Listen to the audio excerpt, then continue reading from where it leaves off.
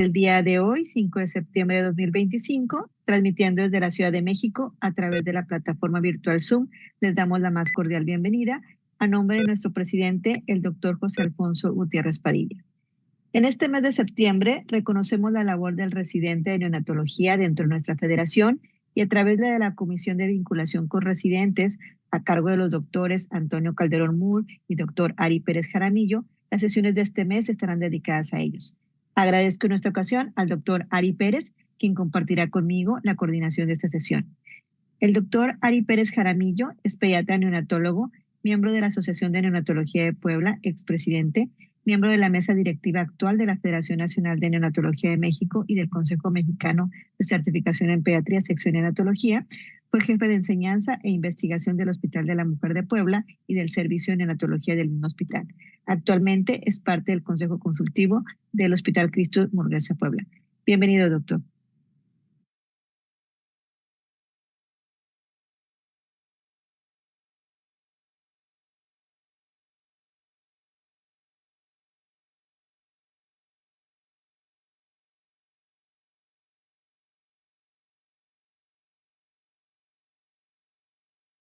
Tienes tu micrófono apagado, Ari.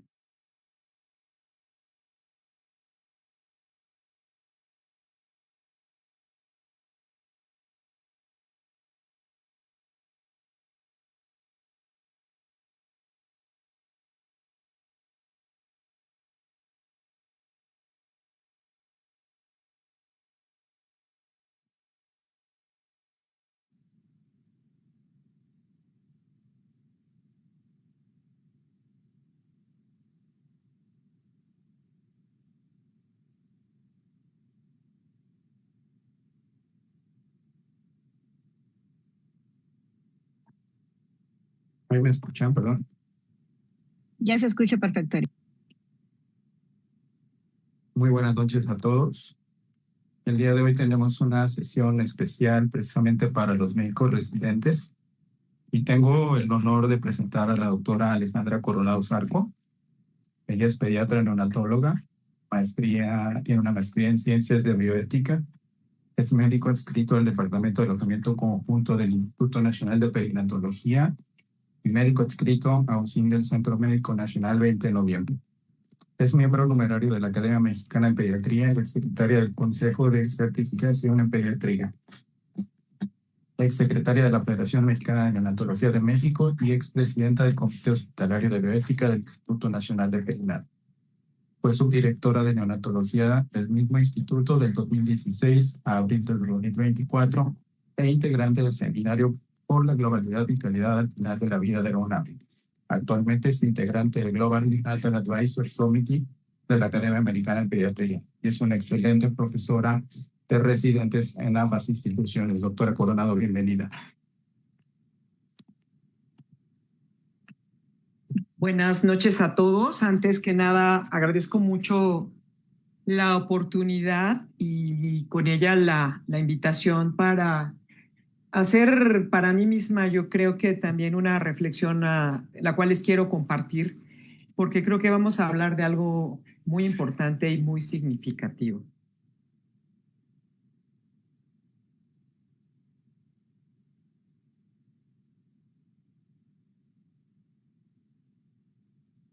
Y antes que nada, quisiera invitarlos a utilizar su imaginación. Imaginen por un momento que justo ahora tienen 9 años, están intentando dormir, todo está oscuro y no ven nada. Y de repente se empiezan a escuchar aviones y explosiones.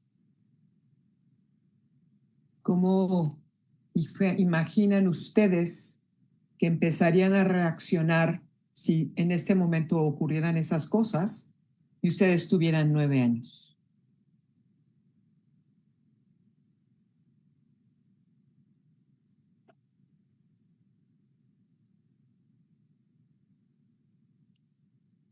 Esta foto que están viendo ustedes aquí es considerada la mejor fotografía del WordPress. Él es Mahmoud, 9 años, al momento que le toman esta fotografía. Esta fotografía la tomó un reportero gráfico en Palestina para el New York Times. Y entonces se viene otro momento de reflexión para que recuerden lo que estaban imaginando con la diapositiva previa y cómo lo que pasó con su mente y su reflexión influyó en lo que están apreciando en esta fotografía.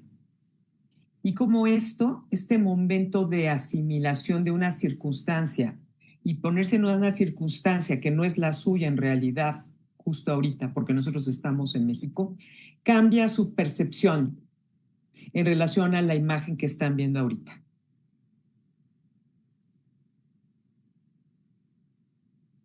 Y entonces, pongo estas otras fotografías que también fueron tomadas en Palestina, de niños, mujeres llorando, niños con hambre.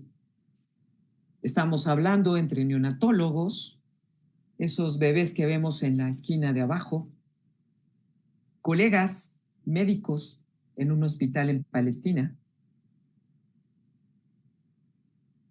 Y traten de recrear nuevamente las veces que han visto estas fotografías, porque estas fotografías salen de manera continua en los medios de comunicación.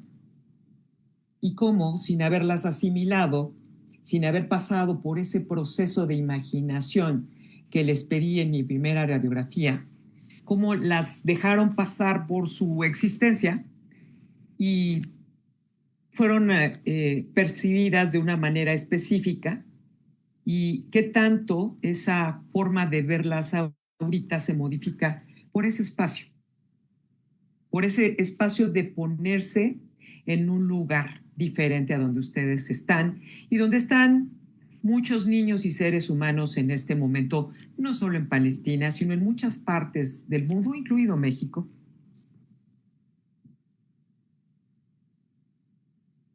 La semana pasada, el fin de semana pasado, salió una flotilla de barcos que llevan alimentos y que van a intentar entregar estos alimentos a la gente que tiene hambre en Palestina. El nombre de esta flotilla es Global Sumud Flotilla. Y del otro lado vemos una manifestación, como varias que se han visto a lo largo de las redes sociales, tratando de llamar la atención sobre una circunstancia. Es interesante ver que esto pues ya lleva tiempo pasando, varios meses, y la flotilla que se formó tiene como peculiaridad que está formada con barcos de distintas partes del mundo, algunos incluso son mexicanos, pero son alrededor de 40 naciones las que están participando en la flotilla. Y hay 195 países en el mundo. ¿Por qué de 195 países en el mundo la reacción hacia esta flotilla fue de 40? Otra cuestión a reflexionar. Este es un libro que de alguna manera les puedo sugerir leer, pero lo que me interesa ahorita más del libro es el título, El poder de las palabras. Dice, según este texto, se pueden demoler creencias, cambiar ideas profundamente arraigadas con nuestras palabras. Para mejorarlas, estas creencias, ideas profundas y arraigadas, basta con aprender a conversar con otros y con nosotros mismos. Y entonces viene otro nuevo momento en que les pongo aquí dos definiciones de dos palabras que acaban de ver en dos imágenes hace 2 diapositivas.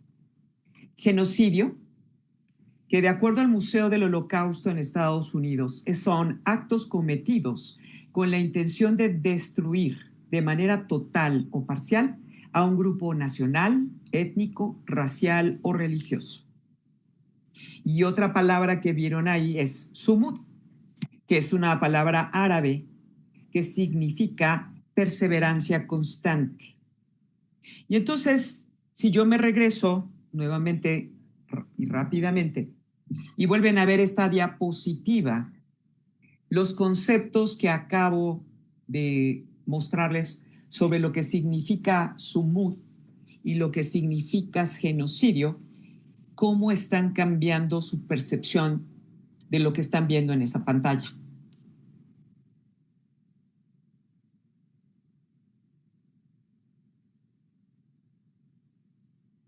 Esta probablemente también es una fotografía del WordPress, una fotografía premiada.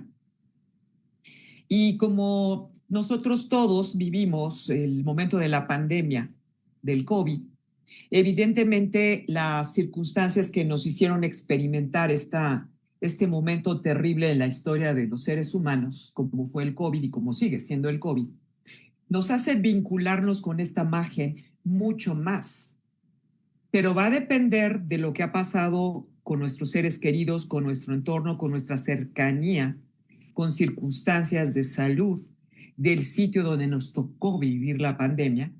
La percepción que vamos a tener esta fotografía va a variar y va a cambiar en cada uno de nosotros de acuerdo a nuestras circunstancias de vida en ese momento específico.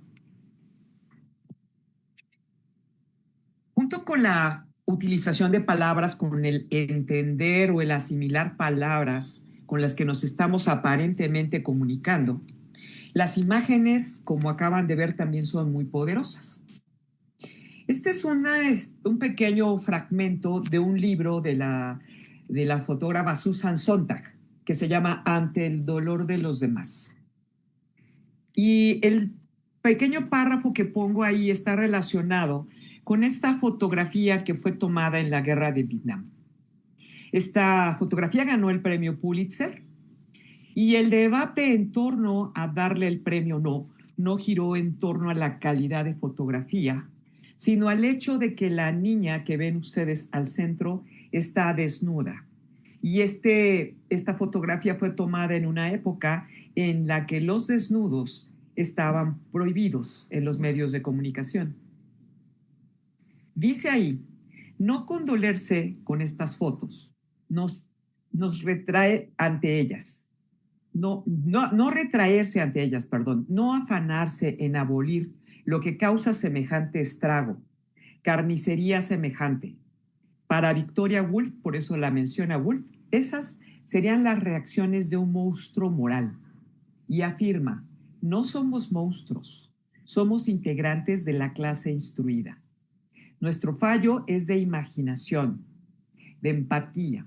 No hemos sido capaces de tener presente esa realidad.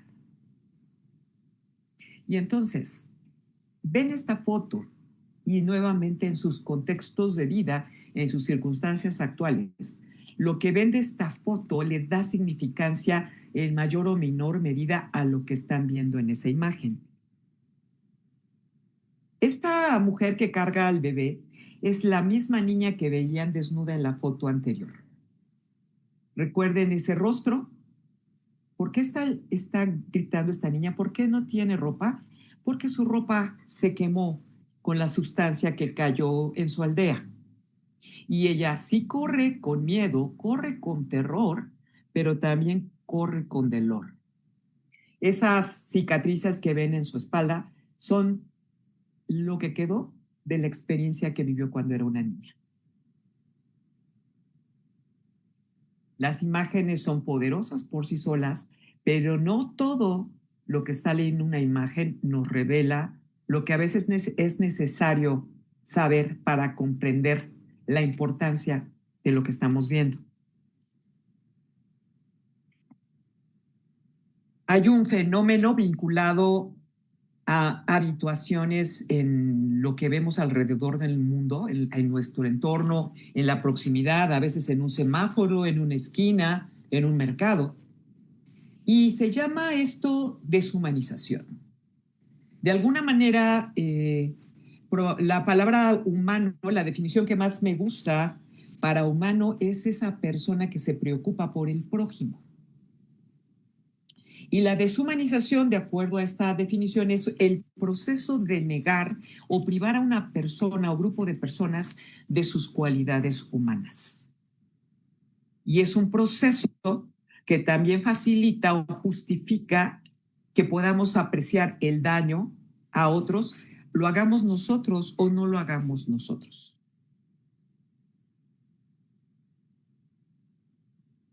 ¿Qué esperas de un médico?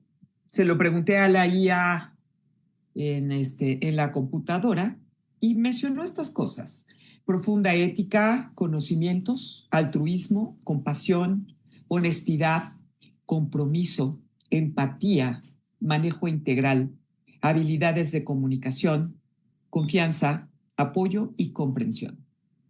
En concreto, un ser humano.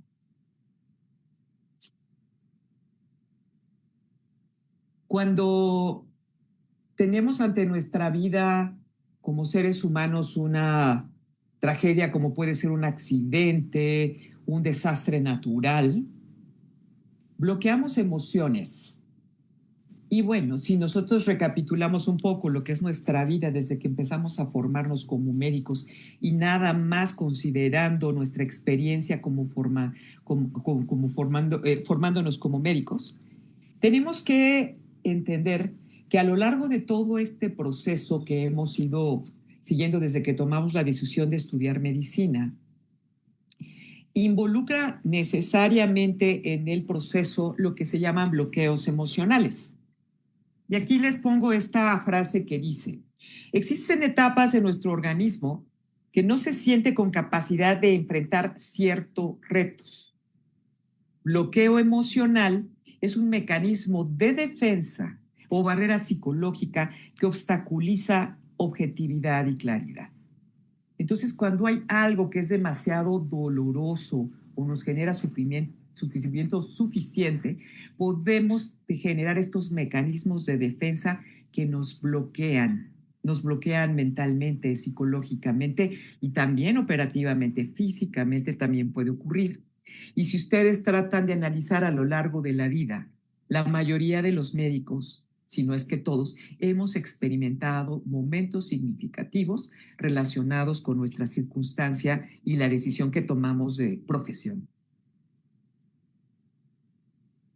Hay procesos de deshumanización en los que podemos decir nombres de fenómenos sociales y culturales que están vinculados a este proceso de deshumanización, en el que revemos a otras personas no como seres humanos, a veces como objetos, a veces como algo no relacionado o no vinculado con nosotros. Pero al ser humanos, tendríamos que, ante una situación de sufrimiento, de daño, de una persona que es un igual a nosotros, tendríamos que poder reaccionar. Y sin embargo, vean en esta diapositiva una serie de fenómenos sociales que tienen explicaciones generadas a través del análisis de lo que hoy conocemos como la deshumanización.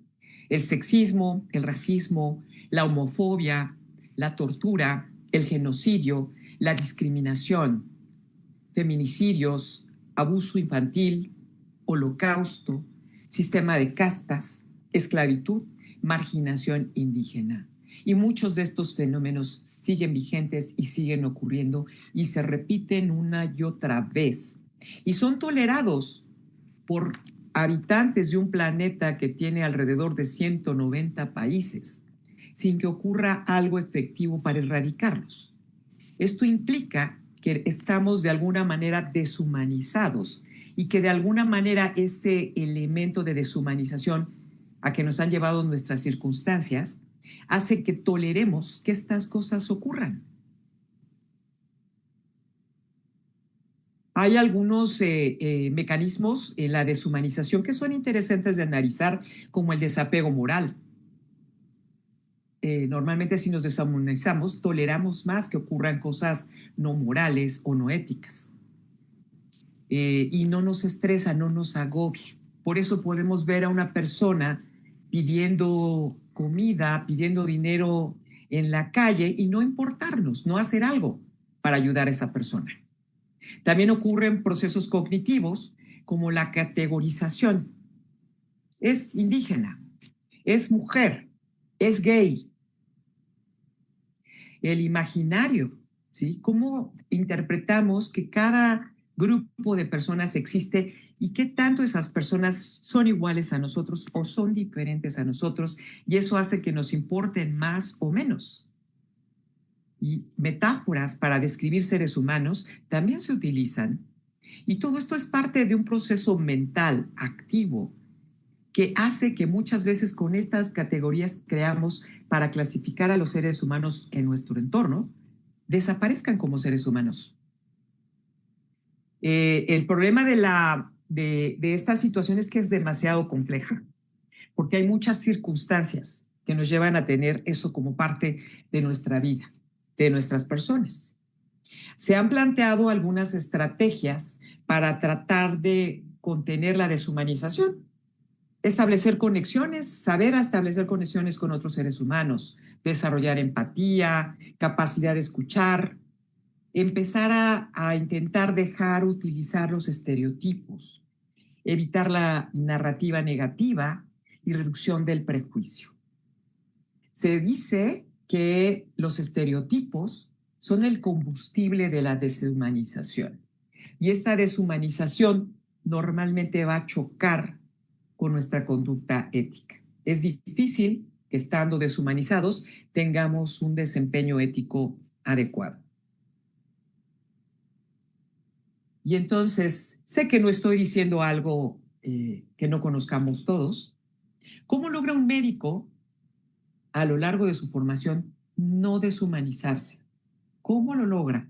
Sabemos que muchos lo logran, lo hemos vivido, lo hemos experimentado, hemos visto a lo largo de nuestra trayectoria que muchos médicos logran mantener ese factor humano como parte fundamental de su profesión. Pero como estamos hablando de quién estamos hablando, sabemos, porque hablando entre neonatólogos, todos hemos sido residentes. Todos hemos sido residentes en 2 especialidades. Y sabemos que el factor de deshumanización está presente y que no todo el entorno en el que nos desempeñamos y que no todo entre los compañeros evita o logra la deshumanización. Vamos a analizar un poco el ingreso a la carrera de medicina.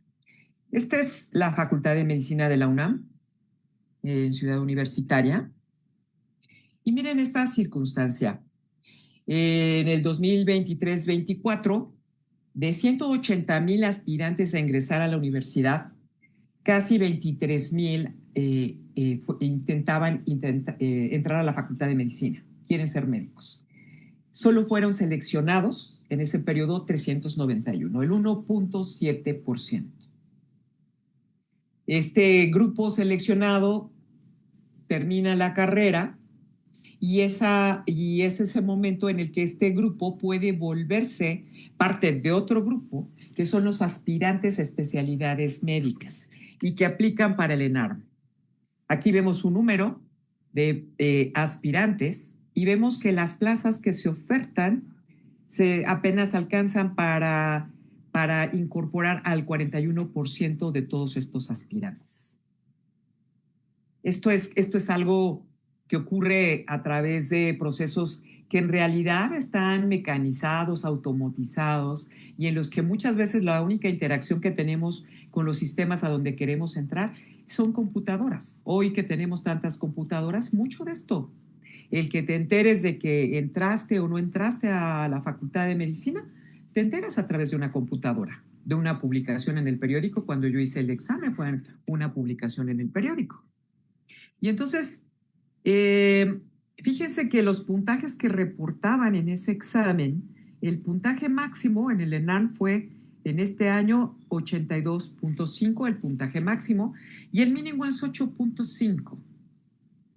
Un médico que lleva 5, 6 años, dependiendo de dónde estudió medicina, solo logra 8.5% de aciertos en el PUEM, en el ENARM, perdón. Y entonces, ¿Qué pudo pasar con esta persona que solo logró el 8.5%? Bueno, déjenme decirles que Albert Einstein fue rechazado de la Universidad de Zúrich. Y cuando se analizó su examen, el problema de Albert Einstein es que no acabó el examen. Son estas personas o estas personas que han pasado por este proceso, personas de alto rendimiento.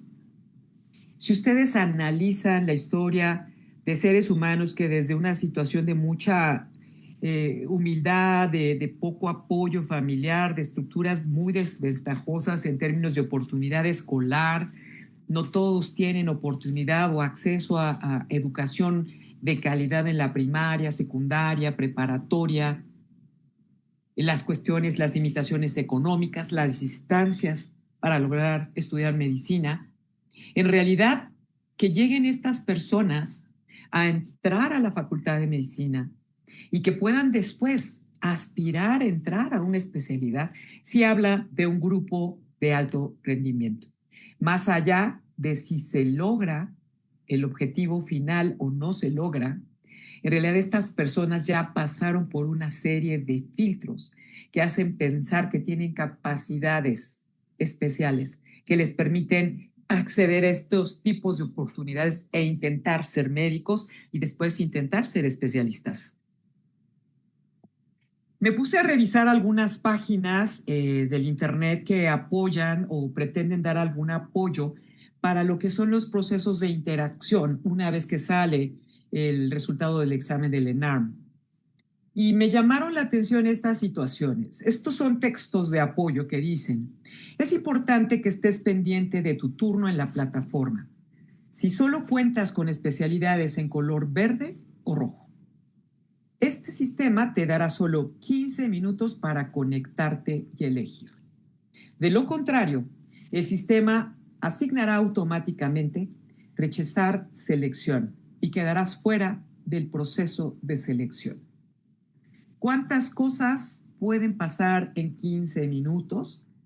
Y puede ser un erudito, puede ser una persona de muy alta capacidad cognitiva, de muchas habilidades para ser médico, y 15 minutos en los que puede ocurrir que se va la señal del internet, se va la luz, ocurre algo en el sitio donde estás y dejas y empiezas a ser rechazado no por tus capacidades, sino por circunstancias. Y entonces de repente parece que entrar a ser especialistas es en realidad una selección académica pura o hay también elementos de selección natural. ¿Qué es un estudiante de alto rendimiento? Evidentemente tienen un rendimiento académico sobresaliente, hay pasión por aprender, pensamiento estratégico, habilidades cognitivas, independencia y curiosidad, resiliencia y persistencia, ética de trabajo, capacidad de automotivación, orientación a objetivos, gestión del tiempo, capacidad de comunicación, adaptabilidad, confianza en sí mismo, hábitos de estudio, retroalimentación, autoevaluación, uso de recursos. Albert Einstein incluso reprobó el kinder, se los paso al costo y ya les había mencionado, también no lo aceptaron en la Universidad de Zúrich y en general el desempeño en la estructura académica nunca fue bueno. ¿Qué es lo que hace que una persona pueda desarrollar todo su potencial? Es realmente la estructura académica en lo que me digan, digo Einstein en física o en algunas otras cosas. ¿Qué es lo que hace realmente que un estudiante pueda sacar todo su potencial dentro de las estructuras educativas? Y les pongo aquí una lista de algunos personajes interesantes que tuvieron una mala relación con el sistema educativo. Ya mencioné a Albert Einstein, también Walt Disney, Oprah Winfrey, Thomas Alva Edison, Bill Gates, Steve Jobs, Mark Zuckerberg, Isaac Newton, Louis Pasteur y Michael Jordan.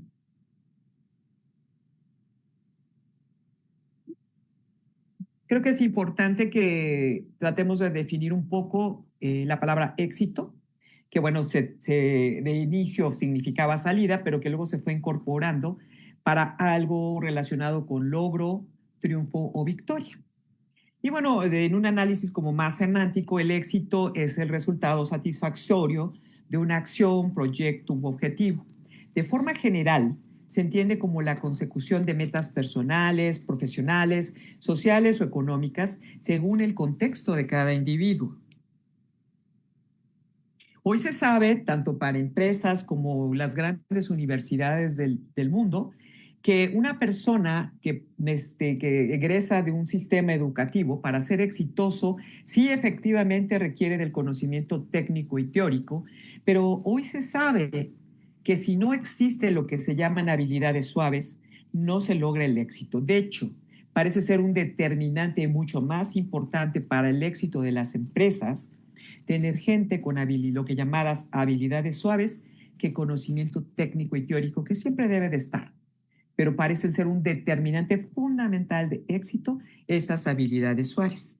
¿Y a qué le llaman habilidades suaves? Bueno, aquí les pongo algunas propuestas porque cada grupo, dependiendo de sus necesidades y su concepto de habilidad suave, menciona la comunicación, la capacidad de automotivación, liderazgo, responsabilidad, habilidades para trabajo en equipo, capacidad de resolver problemas, toma de decisiones, ¿sí? Trabajar bajo presión, flexibilidad, negociación y resolución de conflictos. Otra propuesta se reduce a 5: comunicación, trabajo en equipo, adaptabilidad, liderazgo e inteligencia emocional. Y a final de cuentas, cuando se revisan varias de ellas, en realidad de lo que se trata esto de las habilidades suaves es de la capacidad de interacción, no solo con otros seres humanos, no solo dentro de grupos de trabajo, sino también con los actuales sistemas que incluyen hasta las redes sociales. Todo lo que tenga que ver con interacción es parte importante de los resultados de éxito en las metas que se proponen los seres humanos. Les recuerdo a los estudiantes de alto rendimiento y todas estas situaciones. Y entonces, se dice que para el desarrollo de las habilidades suaves hay necesidad de podernos evaluar a nosotros mismos, de tener habilidades de observación y aprendizaje del entorno, de tener espacios para la práctica y la reflexión sobre todas estas interacciones que tenemos que generar, que también tienen que haber oportunidades en sistemas como tipo seminarios o workshops para desarrollarlas y continuamente estar en procesos de retroalimentación. ¿Cuántas veces a lo largo de su residencia ustedes tuvieron retroalimentación sobre la forma en la que dan informes a pacientes, sobre la forma en la que se relacionan con el grupo de enfermería, con sus propios compañeros o con su grupo de médicos adscritos o jefes en las áreas donde hicieron su residencia o le están haciendo?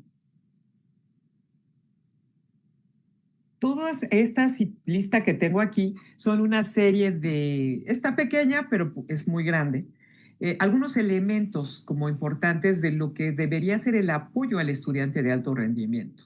Ambiente de aprendizaje positivo, recursos adecuados, actividades de enriquecimiento, metas realistas, estrategias de gestión emocional, personalización de la educación, desarrollo de habilidades sociales y colaborativas, manejo del estrés. Y entonces, buscando un poquito lo que es la circunstancia actual, ¿no? En muchos hospitales, platicando con compañeros, con amigos a lo largo de la carrera, con residentes en la actualidad, pregunto, ¿dónde están este tipo de apoyos para lo que son estudiantes de especialidad de alto rendimiento? ¿Dónde están? A lo mejor algunos tienen unos, otros no, pero no es uno el apoyo que se necesita, son varios. Y les digo, estos son unos cuantos. ¿Dónde está el apoyo para este equipo, este grupo de estudiantes de alto rendimiento? Hay un fenómeno que detonó esta plática a la que amablemente me invitó Ari Pérez. Son muchas, pongo 3, pero son muchas las publicaciones a lo largo de los años. La comunidad médica critica el modelo educativo tras el suicidio de una residente de la Javeriana. Esto en Colombia. Tras suicidio de médico residente del IMSS, surgen nuevas denuncias de acoso. Pude haber sido yo. Llorando, residente narra cómo la voz de su madre lo salvó de saltar del piso 25 de un hotel. De acuerdo a la Secretaría de Salud, en una página, existen en este momento 47,767 residentes.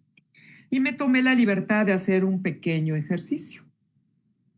De acuerdo a diversas publicaciones en que se analiza la salud mental de residentes de especialidades diversas, el rango de riesgo suicida en que se manejan estas publicaciones va del 6 al 17%. En una publicación en México, en un grupo de anestesiólogos, reportaron el 11,5%, que si se fijan está más o menos en el rango que encontré en otras publicaciones. Tomando este porcentaje como referencia y haciendo el cálculo de este porcentaje a partir de la población total de residentes que nos menciona la Secretaría de Salud, con una simple regla de 3, el cálculo sería que cerca de 5,493 residentes tienen una situación de riesgo suicida. No es algo, y lo digo con mucha convicción, que impida que un médico pueda terminar la especialidad y ejercer su profesión con la mejor calidad. Pero son personas que requieren apoyo, que requieren cuidados para lograr desarrollar todo su potencial. ¿Dónde hemos hecho esos espacios a lo largo del tiempo? En las áreas donde ocurre academia, donde existen residentes. Bullying en la residencia. Esta es una publicación que es un metaanálisis en el que resultó interesante mencionar lo que consideraron como bullying. Conducta persistentemente negativa, más que incidentes aislados, desequilibrio de poder entre víctima y perpetrador. No depende de la intención del perpetrador, sino de la percepción de la víctima. Clásico. Es que yo nada más le dije esto. Es que yo nada más hice este comentario. Es que se lo dije para que crezca. Aunque mi intención al dirigirme a un residente no haya sido mala, si el residente la percibe como mala, es bullying, de acuerdo a estas definiciones. En general, estudiantes y proveedores en medicina, en relación al resto de la sociedad, tienen el doble de experiencias de maltrato, de 30 al 95%, dependiendo dónde lo busquen. Y hay repercusiones en el sistema en el que están insertos. Ausentismo, estrés, daño físico, daño psicológico y otro bien importante. Este fenómeno afecta y daña a los pacientes también.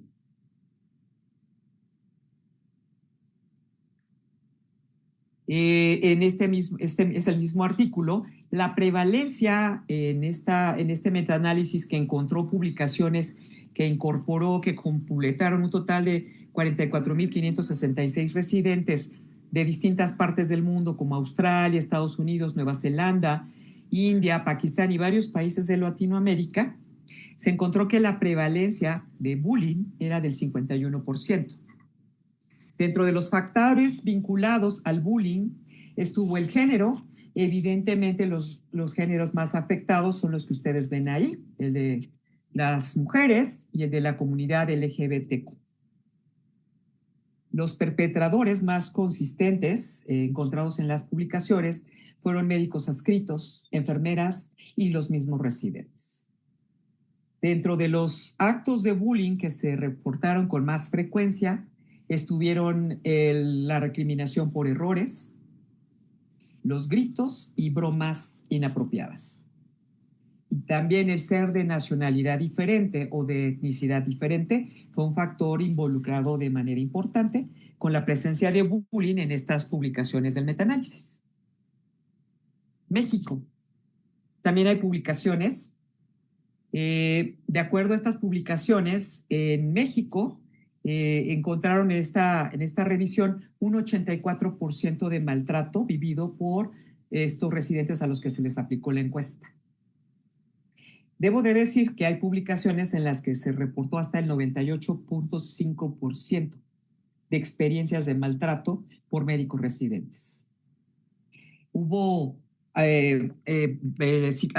humillación como factor psicológico en un 78% de los encuestados, las guardias de castigo en un 50% de los encuestados, negación de la enseñanza en un 40%, golpes en un 16%, privación de la alimentación en 35%, prohibición para ir al baño en un 21%, presión para ingerir alcohol, 21%. Ese de abajo, el económico, yo también lo puse porque a mí me tocó pagar también comidas. Y dije, bueno, es que varias sí perdimos mucho dinero pagando multas o lo que fuera, ¿no? Como consecuencias en esta población encuestada, el 89% habían tenido o tenían en ese momento burnout, 78% ansiedad y 58% habían tenido algún problema de malpraxis asociado a esta circunstancia. ¿Quiénes fueron los principales perpetradores? Bueno, en general vemos que hay varias personas involucradas. Residentes del mismo año, residentes de mayor jerarquía, médicos de base, jefes de servicio, enfermeras, pacientes o familiares de pacientes. Existen muchas fuentes para el maltrato en los médicos residentes. Yo la primera vez que ubiqué que había sido claramente víctima de violencia fue por una ley del hielo, después de que estaba yo en una ocasión esperando a unas personas en una oficina en el Politécnico y vi que tenían esta banda que se llama Violentómetro. Y entonces, hasta ese momento que leí que hacer la ley del hielo está considerado violencia, dimensioné de manera diferente mi experiencia. Y vean lo que viene aquí: bromas hirientes, chantajear, engañar, ignorar, ley del hielo, celar, culpabilizar, descalificar, ridiculizar, ofender, humillar en público, intimidar, amenazar, controlar, prohibir.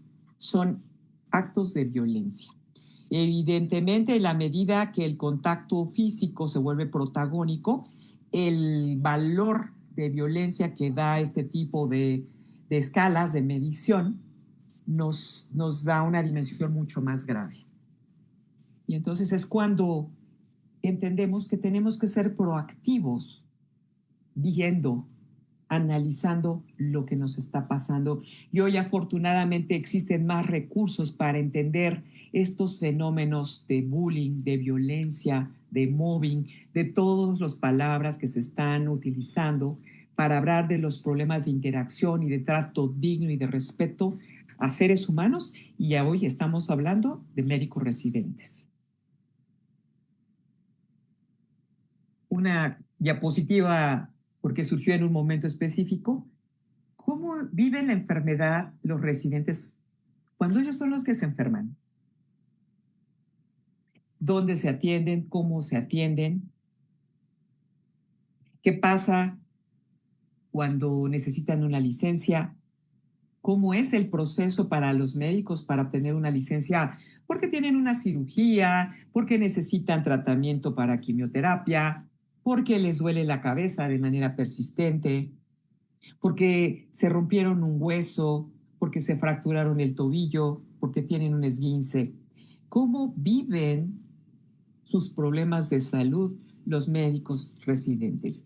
¿Qué brinda la estructura de apoyo a esta circunstancia de la que todos somos sujetos como personal de salud? especialmente los residentes. Residentes duermen poco, comen mal, pocas veces pueden hacer ejercicio con consistencia, tienen estrés, tienen todas las circunstancias que generan enfermedad.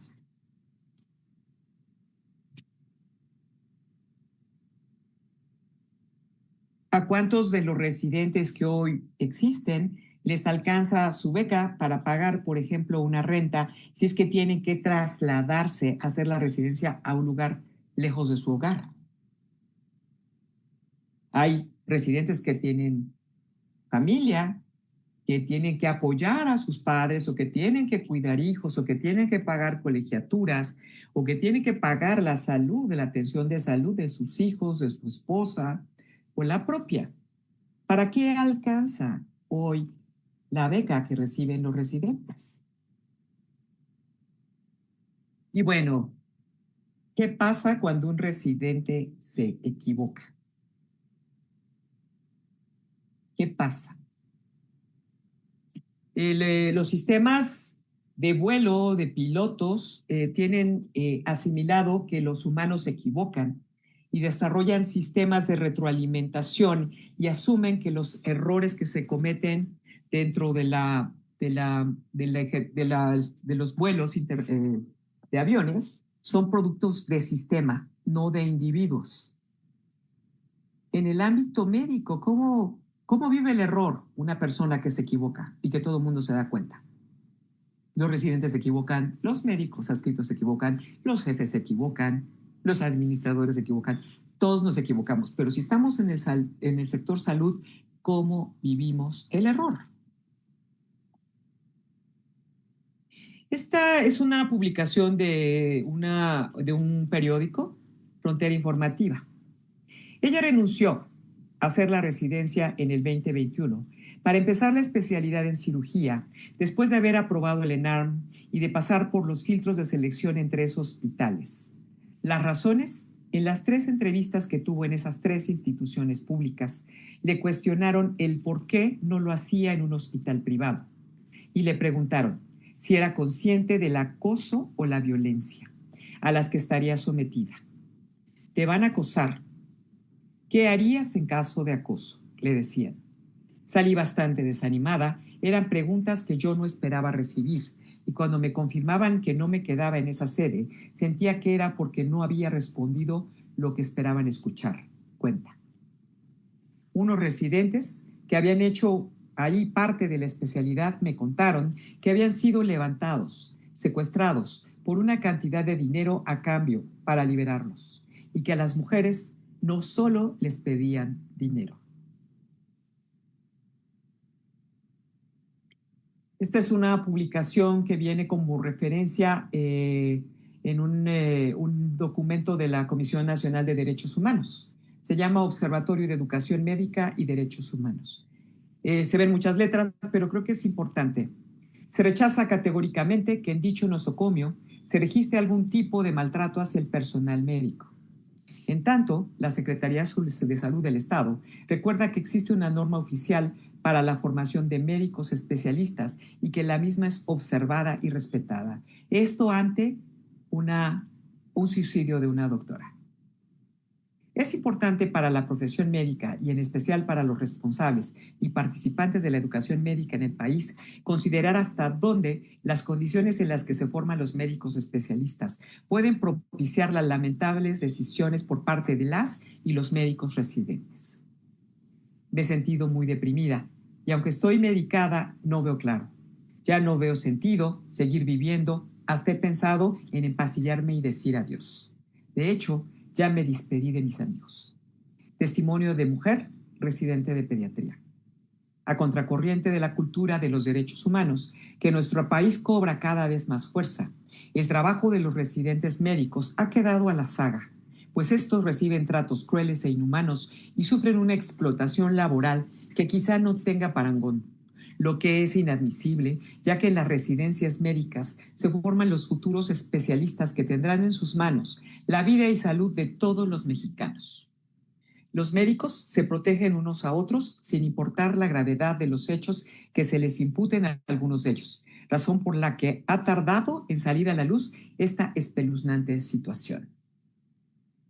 Cuando personas fuera del ámbito médico se han metido, se han involucrado en analizar la vida de médicos residentes, las palabras que utilizan para describir el fenómeno, como dice allí, son espeluznantes. ¿Y qué hacemos el grupo de salud? La palabra es terrible porque pues es normalizar.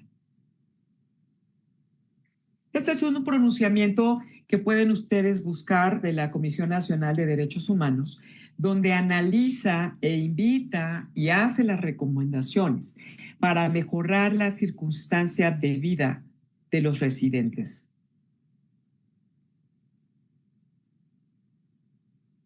Con esta pintura de Rembrandt y este cuadro del médico apoyando a esta niña, les hago pensar hacia atrás cuántas imágenes, cuántas cosas han visto que normalmente en el cine pueden ver en una pantalla como imágenes de terror y que para nosotros se vuelven parte de nuestro proceso de aprendizaje y que de alguna manera nuestras mentes procesan para incorporar lo que las circunstancias que tenemos enfrente, que son muchas veces terribles, se vuelvan parte de nuestra formación como médicos.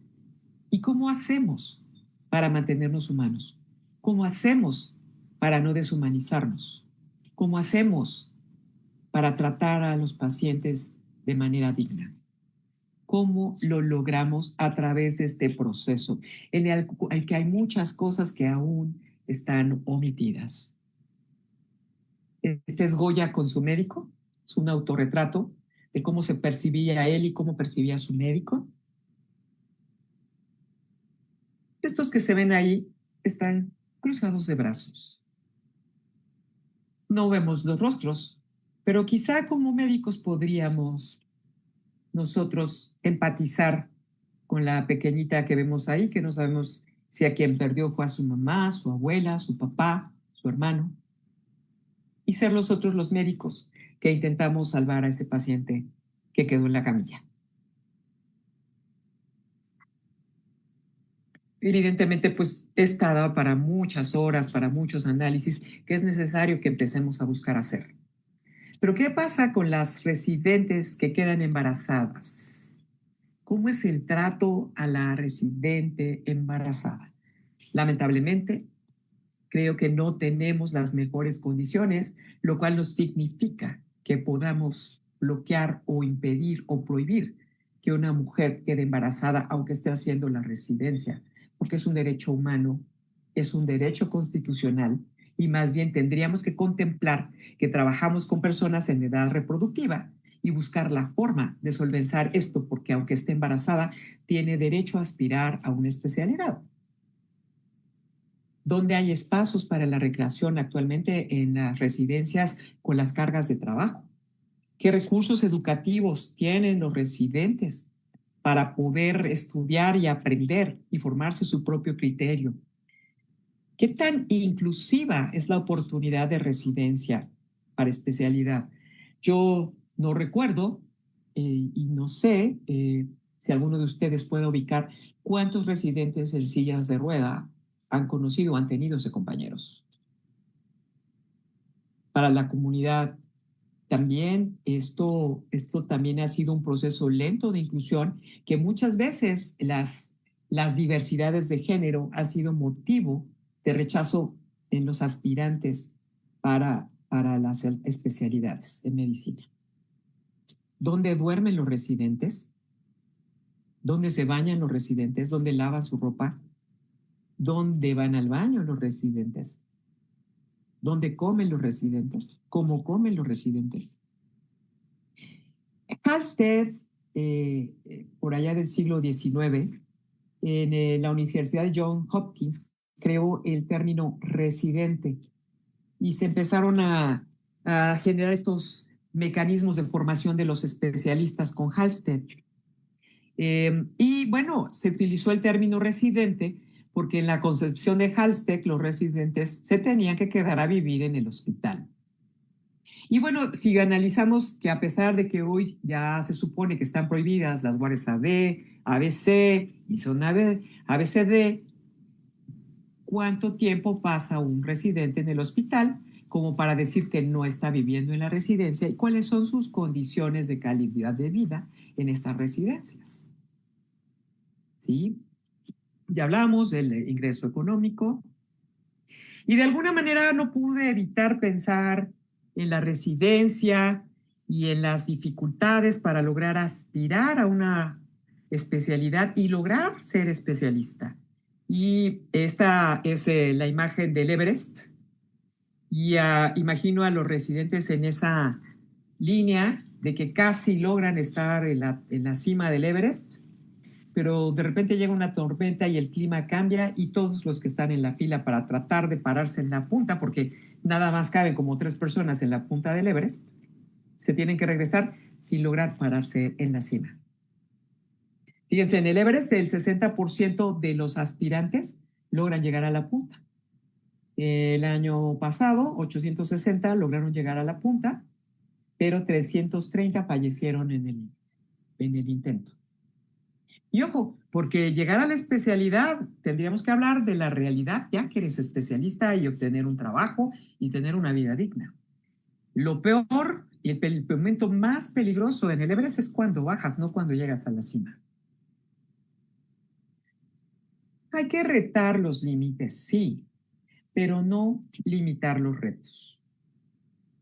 Hay muchas circunstancias, hay muchas situaciones en las que debemos de considerar que tenemos que empezar a ser más proactivos para crear una estructura más humana, más asertiva, más personalizada, más adecuada y con el enfoque de lograr que todos estos seres humanos que logran incorporarse a los programas de residencia médica puedan lograr lo que se proponen, desarrollarse, recibir trato digno, recibir trato humano, para que cuando ellos salen hacia afuera, no solo traten bien a los pacientes, sino a sus futuros alumnos y a sus compañeros de trabajo. En China acaban de empezar a operar un hospital con robots. Y uno de los asuntos interesantes que están trabajando mucho los chinos es humanizar la tecnología que van a usar en ese hospital. Y miren lo que están poniendo como elementos importantes para lograr decir que esta tecnología en este hospital sin humanos es humana, que priorice a las personas en su concepción, uso y propósito, que se adapte a las necesidades, emociones y comportamientos humanos, mejorar la experiencia y facilitar la interacción, respeto y fomento de valores humanos como empatía, inclusión y equidad, y evitar el impacto negativo. Immanuel Kant decía que el principio más importante de la bioética es tratar a las personas como fines, nunca como medios, como un elemento importante de lo que conocemos como dignidad. Mandela decía que privar a las personas de sus derechos humanos es poner en tela de juicio la propia humanidad. Termino aquí mi ponencia, reitero mi agradecimiento y bueno, gracias. Muchísimas gracias, doctora. Muy interesante su plática. Creo que una diversidad de circunstancias que tenemos que analizar con los residentes en cada una de nuestras instituciones. Y bueno, abro al doctor Ari Pérez Jaramillo para los comentarios. También tenemos algunos otros panelistas que por su experiencia, tanto en jefatura de enseñanza, división y jefe de pediatría, podríamos escuchar sus comentarios. Muchísimas gracias. Doctora, agradecerle la maravillosa ponencia. Creo que toca los puntos clave precisamente de la gente que hemos vivido este trayecto, como lo menciona usted. Me parece que la palabra clave de esto radica en el humanismo, ¿no? Es curioso ver que precisamente se infringe el humanismo cuando la medicina y nuestra meta es precisamente ser humano con nuestros pacientes. Creo que Nos hace falta recordar esto cada día y sobre todo con la responsabilidad que tenemos cuando estamos formando a nuestros pares. No sé si tengan algún comentario, doctora, o los participantes de esta sesión. Sí, de hecho está el doctor Raúl Villegas, la doctora también Elisa Morales.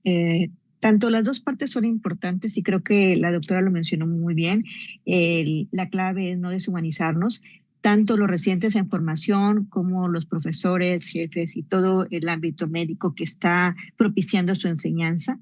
Pero también es importante esa actitud de servicio de ambos lados, porque nosotros lo vemos, estamos formando personas profesionales que a la par que nosotros, como tú lo dijiste, van a ser los que nos sucedan a nosotros. Entonces tenemos que asegurar que esa actitud de servicio, ese profesionalismo, esa empatía y humanidad también a los pacientes se logre. Estoy de acuerdo en que cada vez más hay problemas tanto de salud mental y todas estas circunstancias que radican en que un residente lleve a bien o tenga más problemas durante su residencia. Y nosotros como profesores, coordinadores, moderadores de esta enseñanza, debemos participar, detectar estos problemas, ayudarles en sí, pero también no perder de vista que el adiestramiento que están logrando, guiados por varios de estos entorno médico, también se tiene que asegurar. No sé si el doctor Villegas quiere hacer algún comentario. Muchas gracias por ayudarme a participar de esto. Quiero decir que la plática fue excelente, doctora Coronado. Creo que mostrar el genocidio que está pasando ahorita en Asia por gente que hablaba del holocausto, ahora está haciendo algo peor. Me parece que es de gran importancia, o sea, no solamente los residentes, sino un genocidio que estamos viviendo todos nosotros. Creo que lo que usted comentó está claro, me parece excelente su comentario. Quisiera hacer nada más dos comentarios acerca de los profesores. Los profesores que somos todos nosotros, todos, incluyendo el R5, que ayuda al R4, que ayuda a los residentes de pediatría, que ayuda a los internos, todos somos profesores. Y a veces creemos que el profesor es el que sabe más y el único que sabe en todos lados, que no hay manera de criticarlo. Yo trabajo en un instituto de salud, soy el mejor, entonces no pueden criticarme nadie. Y creo que lo que importa al estar dando una enseñanza es que el alumno aprenda, que el alumno se dé cuenta de sus conocimientos y que pueda llegar a obtener los conocimientos con sus armas, con todas las armas que ahora tienen ellos, y que puede ser de gran utilidad ahora toda la tecnología. Pero creo que nosotros deberíamos de evitar ser los paternalistas, los que solo podemos decirles qué bibliografía, qué forma de mostrar la plática hacemos, y participar más en algo que usted mencionó, el análisis crítico de nuestras situaciones. Analizar un caso clínico no es analizar nada más qué tiene, sino qué fallamos, en qué fallamos nosotros. Eso es tal vez lo más importante. Y la falla somos nosotros, todos nosotros. El grupo que estaba atendiendo a ese paciente puede haber fallado. Y demostrar que hay fallas y que nosotros podríamos haberlo resuelto, no es del residente, es también del médico tratante, del jefe de servicio, que también ayudaron o facilitaron una serie de fallas que llegaron a que falleciera un paciente, por ejemplo, o que se pusiera gravemente enfermo. Entonces, todo esto, este análisis de la vida cotidiana puede ser que sea más de enseñanza al alumno, que le permite ver a todo el mundo como algo que puede fallar. Y las fallas que tenemos los que somos, se supone, los maestros, pues pueden ser de gran utilidad para todos. Exponerme a demostrar mis fallas no me hace menos, me hace tal vez más, me hace ser un ente más humano. Y creo, y siempre me ha costado dificultad enseñar con un paciente. Podemos y debemos enseñar con el maniquí, tenemos que hacer prácticas maniquí, pero siempre tendrán que enfrentarse a un paciente vivo y hacer prácticas que tal vez no saben con plenitud. Y tenemos que enseñarles, tenemos que estar ahí, y tenemos que ser capaces de resolver una complicación de un procedimiento que se hizo inadecuadamente. Entonces, tenemos que estar ahí, tenemos que ser parte del grupo para que podamos hacer las cosas mejor. No echar la culpa a que el residente no sabe hacer algo. Si no lo sabe hacer es porque yo no se lo mostré en la práctica, en teoría, y después en la práctica real tenemos que dar momentos para que hagan las cosas y que hagan las cosas bien, con calidad y con una honestidad de que saben hacer las cosas. Entonces, tenemos pacientes que no se pueden defender, pero es parte de nuestra enseñanza y es parte de nuestra obligación estar participando con ellos. Son los puntos que quisiera tratar. Gracias, doctor. Gracias, Está la Julio. doctora Elisa García Morales también, si quieres dar su comentario, doctora Elisa. Muchísimas gracias. ¿Me escuchan? Sí, doctora. Antes que nada, doctora Ale, para mí es un modelo a seguir y creo que es una gran profesora. Yo fui su alumna y creo que aprendí muchísimo y sigo aprendiendo mucho. Excelente plática, excelente elección, doctora Ari. Y bueno, yo creo que sí es cierto que si nosotros hoy nos hacemos o nos marcamos el objetivo de enseñar con humanidad, tendríamos entonces 4 puntitos que les digo yo que no son tan difíciles, ¿no? Hay que recordar siempre que uno enseña, ¿no? Pero con el ejemplo. Es diferente que yo te diga que hagas y lo que tú me veas hacer. Si yo como profesor trato a cada bebé como único y a cada familia con respeto y dignidad, si muestro esa sensibilidad que quiero que muestre el residente, claro, sin perder la claridad clínica, yo creo que el residente va a aprender más de lo que ve, de lo que yo le quiero decir. Pero a la par, debo escuchar y tengo que validar también al residente como ser humano, ya nos decía el doctor Muro, ¿no? Sabemos que los residentes están en formación, pero no tenemos que olvidar que son personas que pueden tener miedo, que pueden tener fatiga y que pueden frustrarse. Entonces, yo creo que una pregunta a tiempo, el solo preguntarles, ¿cómo te sientes? ¿Qué necesitas saber? O sea, validar sus emociones, porque a veces sufren y sufren por la parte de culpabilidad, ¿no? Entonces, tendríamos que fomentar espacios donde ellos puedan expresar sus dudas y como esos temores, como fui yo, no fui yo, debía ser, por mí pasó. Entonces, tendríamos que hacer esto dentro de un ambiente de respeto y colaboración. Ale nos hablaba mucho del trabajo en equipo, ¿no? Entonces, humanizar la enseñanza también implica cuidar este clima emocional del equipo, evitar humillaciones, sarcasmos, siempre, ahora, en lugar de decir lo hiciste mal, es decirle, está bien, pero hay un área de oportunidad. Vamos a mejorar cómo están las cosas, ¿no? Y habría que reconocer los esfuerzos, habría que reconocer los logros y bueno, fomentar, ya también lo decía el doctor Muro, todos somos profesores, mis pares son profesores, yo aprendo de mi compañero y tanto aprendo del compañero que está arriba como el compañero que está abajo. Entonces habría que incorporar esa comunicación empática también como parte del aprendizaje y a lo mejor con simulaciones, ¿no? En conversaciones difíciles.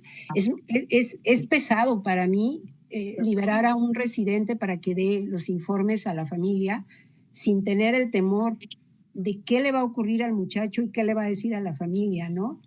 Y creo que esta plática de Ale me deja a mí la inclusión de una herramienta, incluir la reflexión como herramienta pedagógica, ¿no? Que al final del día del caso, o sea, ¿qué aprendimos? ¿Cómo nos sentimos? Ya lo decía el doctor Muro, ¿qué haría yo diferente? Entonces, yo creo que esto, como siempre, nos abre ese recordatorio. Todos somos profesores, pero yo creo que todos lo podemos hacer mucho mejor. Ese es mi comentario.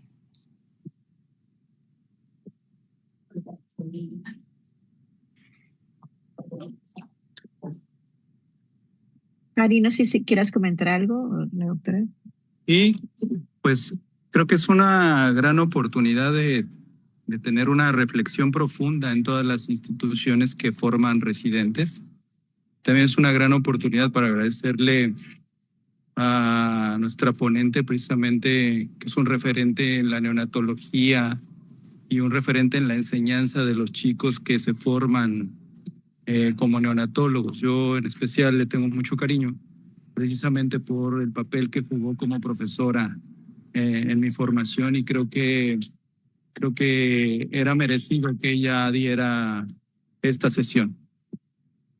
¿No hay alguna otra pregunta o algún otro comentario, doctora Alma? Bueno, un comentario personal y a lo mejor anecdótico, que creo que lo que hemos tratado aquí es volvernos más humanos, pero yo preguntaría a nuestros panelistas, ¿ustedes creen que esto difiere de unidad en unidad? ¿Qué tanto humanización o qué tanto protocolo llevado en base a derechos humanos ocurra tanto en instituciones de salud como en otros hospitales que están en otro nivel de atención? Lo digo porque yo soy firmemente creyente que los derechos se deben aplicar en todo momento y con todas las unidades. Una manera muy personal, lo comentó la doctora, a veces cuando estás embarazada te limitan a que no puedes hacer una subespecialidad. Yo hice mi especialidad en un instituto de salud en el siglo XXI, hice pediatría y hice neonatos, y cuando iba a hacer neonatos en ese momento limitaban el derecho a que hicieras una sub estando embarazada. Sin embargo, el que estaba de jefe, que aquí está presente, el doctor Villegas, me dio la oportunidad de hacerlo. Y realmente por eso hice neonatología. Creo que en ese momento, y hace muchos años, no debe haberse estas limitantes. Y lo que comentó la doctora, que todavía con las embarazadas se limita un poquito, eso no debería de existir. Y no deberíamos de permitir que existiera, ni tanto por embarazo, ni tanto por género, ni tanto por otras cosas agregadas a estas circunstancias. Y creo que es un compromiso de nosotros en cada institución favorecer que los derechos se apliquen, ¿sí? Entonces creo que es un buen momento de retomar, sensibilizarnos y ver qué es lo que está pasando en cada una de estas unidades. No sé, doctora Alejandra, si quiere hacer algún comentario.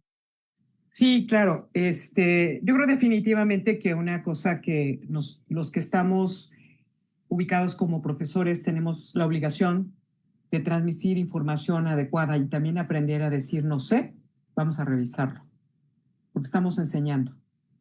Y una palabra, un concepto mal dado, ¿no?, o inexacto, puede dañar no solo a la persona a la que le estamos enseñando, sino a los pacientes de esa persona a la que estamos enseñando. A mí me parece, lo voy a decir porque estuve sondeando entre distintos grupos de colegas, si me podían contar algunas experiencias personales con bullying. Fueron muy poquitas las que quisieron contarlas. Y ese es el problema. De las que me llegué a enterar, realmente decir aquí es que me golpeaban, ¿no? O hablar de las novatadas en las residencias. Son casi iguales que las que ocurren en el fútbol americano, algunas de ellas. Y la gente se aguanta.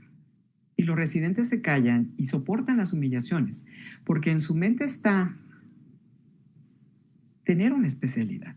Realmente creo que el que acaba la especialidad es porque sí tiene muchas ganas de hacerlo, pero muchísimas. Entonces, veía aquí el comentario de Residentes de Cristal. Y nuevamente aludo a las palabras. Todos, los seres humanos, todos los que hemos sido residentes, todos los que ya somos especialistas y que ejercemos la profesión, vamos a tener momentos de cristal y vamos a ser de cristal. Entonces, creo que debemos de cuidar ese tipo de términos porque es una categoría. O sea, todos podemos ser de cristal, todos llegamos a ser de cristal en algún momento de nuestra vida. Entonces, es empezar a cuidar ese discurso. No es que esté ocurriendo más ahora que antes, esa es la verdad. Lo que pasa es que ahora se visibiliza más, existe más información, hay reacciones que no son suficientes, porque no tenemos ubicada en las instituciones mecanismos de denuncia, mecanismos de corrección de procesos violentos. Todo esto sí varía, lo preguntabas hace un momento, doctora, sí varía de lugar a lugar, de hospital a hospital. No es lo mismo hacer una residencia en un Instituto Nacional de Salud que hacerlo en una unidad en provincia. No es lo mismo estar en Chihuahua estar en Sinaloa, estar en Guadalajara, porque además entra el contexto social del cual no estamos lejos, es parte de nuestra vida. Veamos lo que ha estado pasando en el norte, en los hospitales, y ahí había residentes. Entonces, cada quien tiene circunstancias difíciles. Un grupo que no lo mencioné en la plática, pero que tiende más a padecer este tipo de maltratos, son las especialidades quirúrgicas. Como que hay una mayor propensión a la violencia, al bullying, al mobbing en las especialidades quirúrgicas o de muy alto demanda de habilidades como pueden ser las terapias intensivas.